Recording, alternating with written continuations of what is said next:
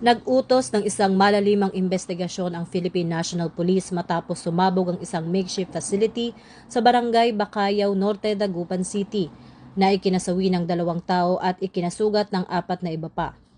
Batay sa pagsisiyasat ng Dagupan City Police at Regional Civil Security Unit, napatunayang iligal na nag-ooperate ang naturang pasilidad sa loob ng isang residential area na walang kaukulang permit, na nagdulot ng malaking panganib sa kaligtasan ng mga residente.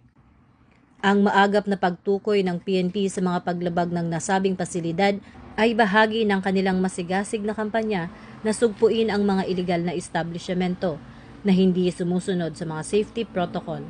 Sa pamamagitan ng mabilis na aksyong ito, muling binigyang diin ng kapulisan ang kanilang pangako na pananagutin ang mga may-ari at patuloy na magbabantay upang maiwasan ang mga katulad na trahedyang ito sa iba pang panig ng bansa.